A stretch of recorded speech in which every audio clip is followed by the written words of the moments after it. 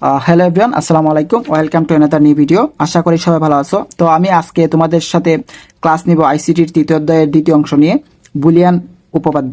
তো আমি এখানে লেখছি মৌলিক উপপাদ্য, তারপর বিনিময় উপপাদ্য, অনুষঙ্গ উপপাদ্য, সহায়ক উপপাদ্য, বিভাজন উপপাদ্য আর ডিমর্গানের উপপাদ্য। তো এইগুলা আমি তোমাদেরকে দেখায় দিব যে এইগুলো থাকলে তোমার কিভাবে তুমি অ্যাপ্লাই করবা, ঠিক আছে?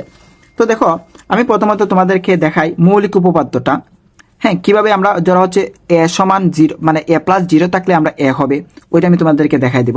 তার আগে আমি বলি, ধরা হচ্ছে 1+1 যোগ করলে 10 হয়। এটা আমাদের কোন নিয়ম অনুসারে, মানে সংখ্যা পদ্ধতিতে, তাই না?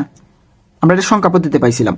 বাট 1+1 সমান 1 হবে, এটা কোথায়? বুলিয়ানে। ঠিক আছে, এটা বুলিয়ান উপপাদ্য নিয়ম হচ্ছে তোমার 1+1 হবে, ঠিক আছে? যাক, এটুকু বললাম। এখন আমি তোমাদেরকে এটা বুঝাই, ধরো হচ্ছে a+0 সমান এ হয় কিভাবে, ঠিক আছে? তো ধরো হচ্ছে a+0, হ্যাঁ। তো আমি এর মান আমি কত ধরলাম? ধরো হচ্ছে আমি এর মান ধরলাম 1, ঠিক আছে? আর 0 তো আমার 0ই আছে। তাহলে আমার কত হয়? 1+0 যদি আমি যোগ করি তাহলে আমার কত হয়? 1 হয় না? তাহলে আমি এর মান কত ধরছিলাম? 1 ধরছি না? তাহলে আমার এখানে আনসার কত হবে? এ। শেষ, ঠিক আছে? তার মানে দেখো, আমি এখানে আমি আবার বলি, 1 আর 0 যোগ করলে তোমার কত হয়? 1 যোগ 1। আমি তো এটাই পাইলাম, তাই না? তার মানে আমার 1 এর মানে এ ধরছিলাম, ঠিক আছে? ওকে। তারপর এটা দেখো, a+1 সমান আমাদের 1 কিভাবে হয়? a+1 সমান 1 এটা কিভাবে হয় দেখো। ধরো আমি যদি আবার কি এর মান আমি এখানে 0 ধরি, তাহলে 1 এর মান কত হবে? 1 এর মান আমি লিখলাম। তাহলে 0 আর 1 এর যোগ করলে কত হয়? তোমার 1 হয়, তাই না? 0 আর 1 এর যোগ করলে 1 হয়। তার মানে আমি এখানে কি পাইলাম? 1 পাইলাম। শেষ, ঠিক আছে? তাহলে আমার কি আছে এখানে? a+a, ঠিক আছে? এখন a+a এর মানটা আমার কত? ধরো আমি যদি 1 ধরি, হ্যাঁ 1 ধরলাম, আবার এর মানটাও 1 ধরলাম, তাহলে 1 এ 1 এ যোগ করলে তোমার কত হয়? 1 হয়, ঠিক আছে? তাহলে প্রথমেই তো আমি ধরো হচ্ছে তোমার কি a+ এর মান কত ধরছিলাম? 1 ধরছিলাম। তার মানে এখানে a। তাহলে 1 এ 1 এ যোগ করলে 1 1। দেখো আমাদের আনসার কত? 1। তার মানে আমার এখানে a পাইলাম। বুঝতে পারছো? তারপর আরেকটা আছে আমাদের কি, ধরো এখানে a+a0 দিয়ে দিছে। তাহলে a+a0 এর ক্ষেত্রে তোমার কি হবে? a+a0 সমান 1 দিছে, হ্যাঁ। তাহলে আমরা জানি এর মান যদি 1 ধরি তাহলে নটের মান 0 হয়ে যাবে, কারণ বিপরীত। আবার এর মান যদি 0 ধরি তাহলে নটের মান 1 হয়ে যাবে। তাহলে 1 আর 0 যোগ করলে তোমার কত হবে? 1 অবশ্যই। তাহলে আমি কি পেলাম? 1। তাহলে দেখো, আমার যখন 0 গুলো থাকতেছে তখন আমার কত হইতেছে? 1 হইতেছে। তাহলে আমি এখানে কি পেলাম? 1 এর 0 1 1, ঠিক আছে? বুঝতে পারছো? তাহলে দেখো আমার আনসারগুলো দেখো, আমার এই আনসারগুলো কিন্তু আমরা পাইতেছি। তারপর এই যে এইগুলো কিন্তু আমার আনসার। তারপর সেম ভাবে দেখো গুণের ক্ষেত্রে তুমি কি করতে পারো? ধরো যখন তোমার a সমান এখানে এটা দিয়ে দিছে, দেখো। তো আমি কি করলাম? এর মান আমি কত ধরলাম? 0। তো এর মান 0, আবার এর মানও 0। তাহলে 0 ক্ষেত্রে তোমার কি হয়ে যাবে? 0 হবে অবশ্যই, তাই না? তাহলে আমি এর মান যেহেতু 0 ধরছি, তার মানে আমার এখানে কি হয়েছে? এ হয়ে গেছে। আবার দেখো, এটা দেখো, a×1 দিছে। তাহলে a×1, তাহলে এর মান আমি কত ধরলাম? যদি এর মান আমি 1 ধরি, আমার আর 1 তো আছেই, তাহলে 1 এ 1 কত হয়? আমার 1 এ 1 গুণ করলে আমার 1 হয়ে যায়। তাহলে আমি কি ধরছিলাম? এর মান কত ধরছিলাম? 1 ধরছিলাম না? তো আমার এ হয়ে যায়, ঠিক আছে? দেখো আমার আনসার কিন্তু হয়ে গেছে। তারপর দেখো আবার এখানে এটা দেখো, a×a0 দিছে। তাহলে এর মান যদি আমি কত ধরি? 1 ধরি, তাহলে নটের মান কত হয়ে যাবে? 0 হয়ে যাবে, বিপরীত যেহেতু।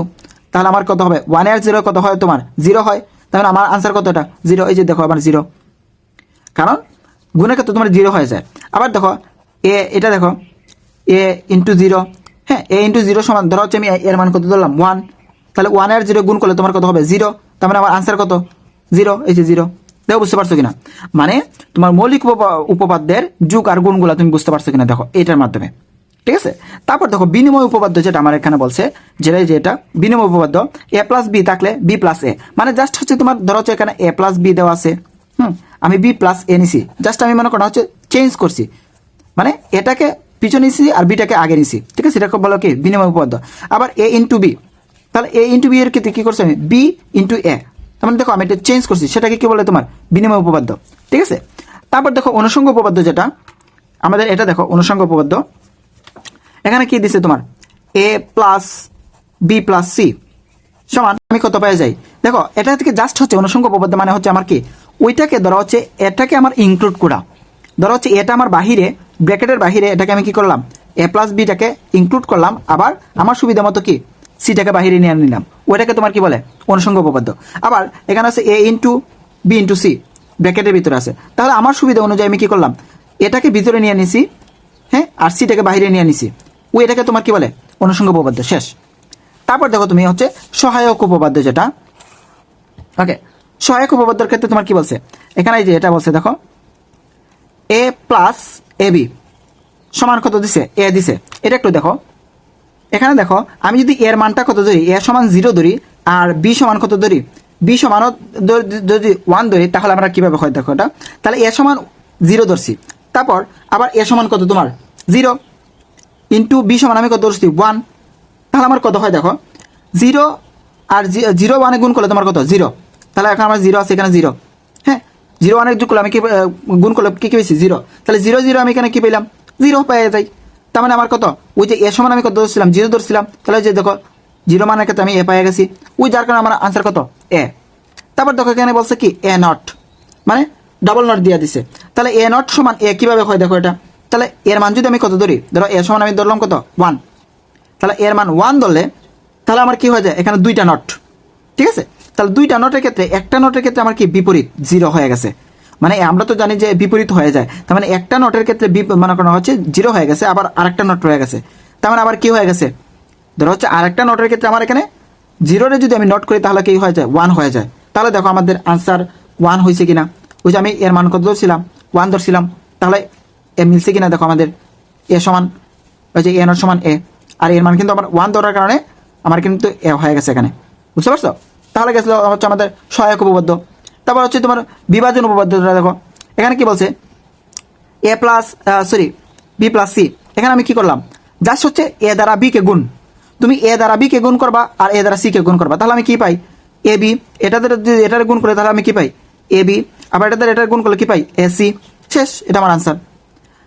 তারপর তোমার হচ্ছে কি এ দ্বারা এই যে দেখো এ প্লাস বি ইন্টু সি, তাহলে এটাকে আমি কি করতে হবে গুণ করতে হবে, হ্যাঁ, ধরো হচ্ছে এ দ্বারা যদি যেহেতু এটা যুগ অবস্থায় আছে, এটা যুগ অবস্থায় আছে, তাহলে আমার কি করতে হবে এ দ্বারা প্রথম বি রে আমি কি করি গুণ করি, তাহলে আমার কি হয় এ প্লাস বি, তারপর এ দ্বারা সি রে করি তাহলে আমার কি হয় এ প্লাস সি, দেখো বুঝছো কিনা এটা, এটা কিন্তু ইজিলি একদম শেষ, বুঝতে পারছো।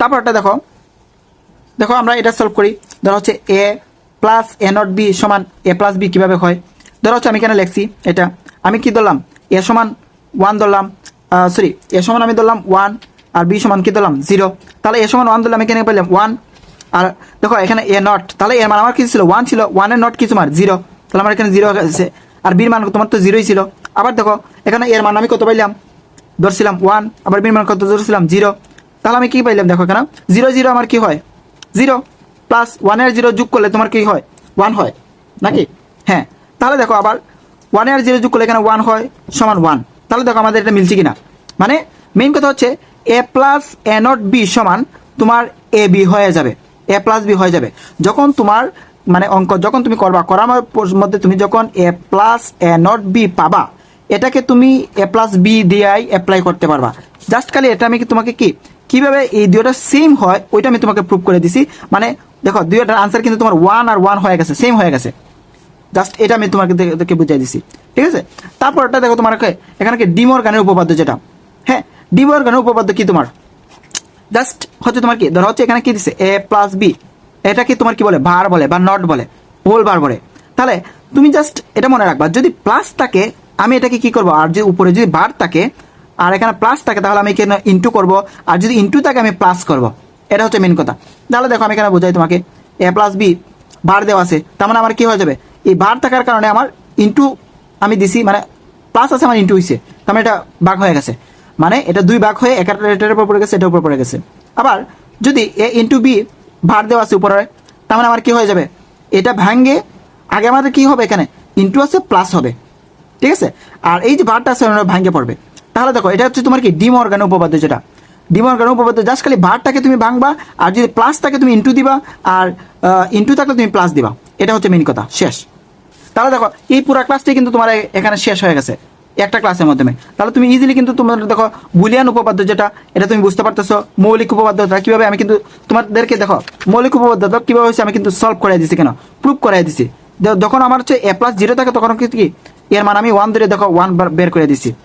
তারপর তোমার হচ্ছে ধরো বিনিময় উপপাদ্য বলে দিলাম, অনুসংখ্য উপপাদ্য, তারপর সহায়ক উপপাদ্য, বিভাজন উপপাদ্য, আবার ডিমর্গান উপপাদ্য। তো আশা করি তোমাদের এটা যদি বুঝতে পারো তাহলে পরবর্তী ক্লাসটা তোমরা ইজিলি বুঝতে পারবা। ঠিক আছে, ওকে।